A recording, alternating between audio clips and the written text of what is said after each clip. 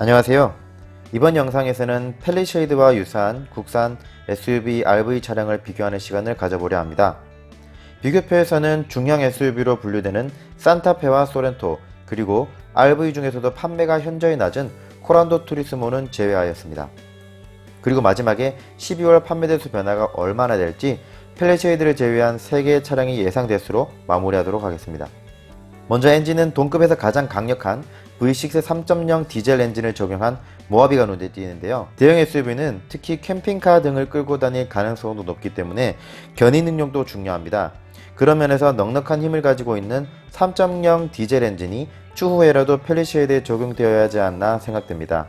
팰리쉐이드는 보통 중대형 SUV에 5인승과 7인승 옵션이 대부분이었던 것에 비해 차량의 크기나 축간 거리가 긴 만큼 7인승과 8인승 옵션을 제공합니다. 그런 면에서 일부 카니발을 염두에 두고 있던 소비자들의 시선을 끌 수도 있지만 고속도로 버스 전용 차선 이용이 가능한 9인승 모델이 있고, 또한 RV와 SUV의 목적이 다소 차이가 있음에 따라 판매 대수에 큰 영향을 가지고 올 것 같지는 않습니다.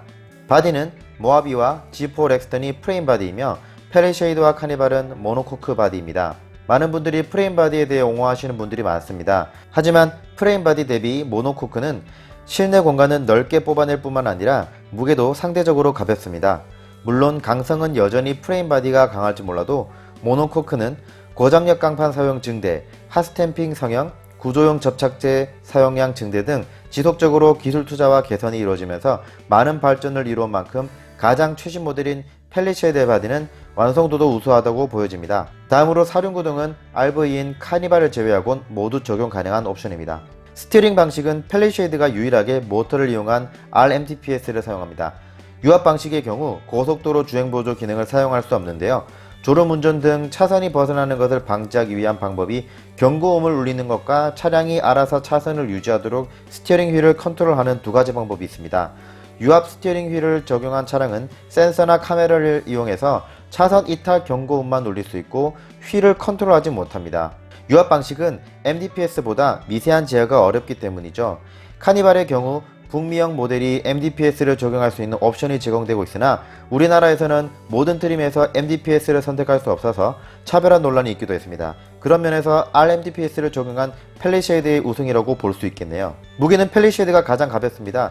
G4 렉스턴이 상대적으로 무거운 것은 프레임 바디이기 때문일 것이고, 모하비가 가장 무거운 이유는 프레임 바디를 기본으로 6기통 3.0 디젤 엔진이 적용되었기 때문입니다. 하지만 팰리쉐이드는 이 두 차량보다 차체가 큼에도 불구하고 가벼운 무게를 보여주는 이유는 아마도 최신의 경량화 기술이 많이 적용되었기 때문일 것입니다. 변속기는 G4 렉스턴만이 유일하게 7단을 적용하고 있습니다. 가장 중요한 것은 가격인데요. 대부분의 항목에서 뛰어난 경쟁력을 갖고 있음에도 불구하고 팰리쉐이드는 8인승 디젤 모델 기준 3,622만원부터 시작됩니다. 게다가 시프트 바이 와이어 방식의 변속기와 2, 3열 전동 폴딩, 3열의 등받이 각도 조절, 7인승 모델의 2열 통풍 시트 옵션 제공 등 기타 편의 장비에 대해서는 더 이상 말할 필요가 없죠.